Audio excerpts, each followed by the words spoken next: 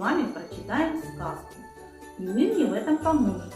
А сказка называется «Рождество в лесу». Перед Рождеством в лесу было удивительно тихо. Царила безмолвная тишина, падал плотный снег, и мягко ложился периной на землю, укутывая двери, сосны и кусты новый наряд, погружая все в глубокий сон. Только старой сороке было неспокойно. Накануне праздника капуста разбирала голос.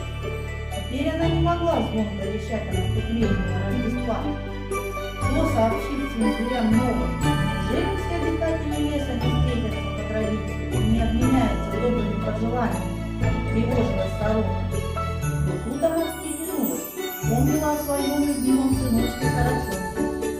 Вот кто соберет всех жителей леса, решила сорока. Но тут же опечалилась.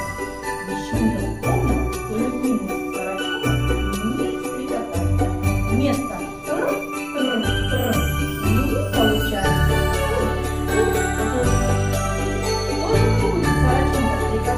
Если сама она сорока, ей еще как-то за простуженного кота. Могла начать думать сорока, хотела мудрой совета советовать. Мудрая сова рассказала сороке, зная сорока, девочка лучше щелкает колечко. Продолжать она не кричать твою семью. Обрадовалась сорока, что послала Сорочонка девочка Девочка умела, научи меня, пожалуйста, громко стрекотать. И показала Белочка, как надо щелкать язычком.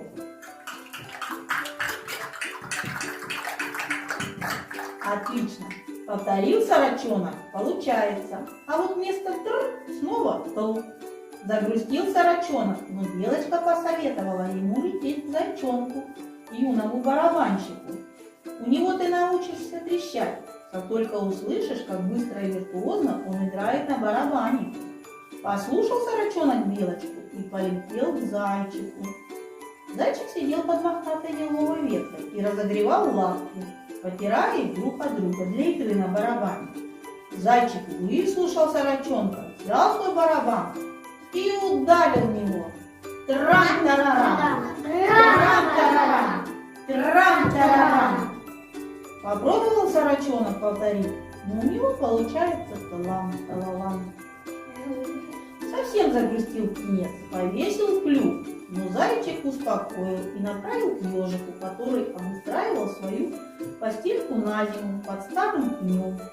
Подлетел Сорочонок к старому трухлявому пню, постучал клювом раз, другой.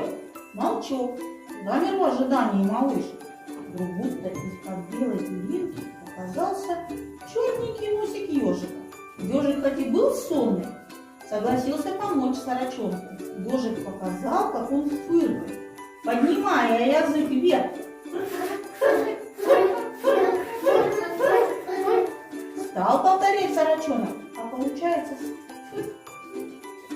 на фырканье ежика прилетел дятел. Удивившись, что ежик не спит зимой, узнал, в чем дело, и дятел громко застучал клювом по сосне.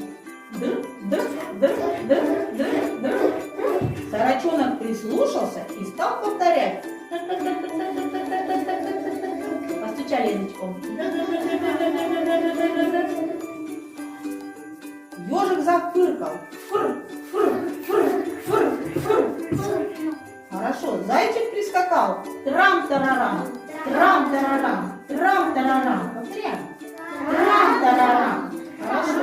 Белочка с сосенкой. Целый спор получился. Сорочонок под этот спор старался трещать по-хорошему. И у него получилось. И по всему лесу возился пробуем.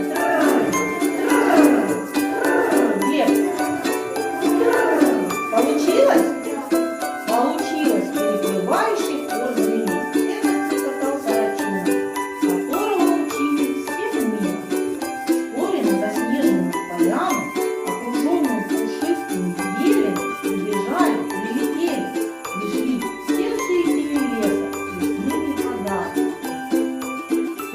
готово для встречи Рождества. В воздухе ощущалось морозно. Наконец блеснула звезда, голубой пускай, и поплыл звездный снег смолкая. А звери и птицы уселись на поляне, развели костер и стали беседовать о добрых лесных делах.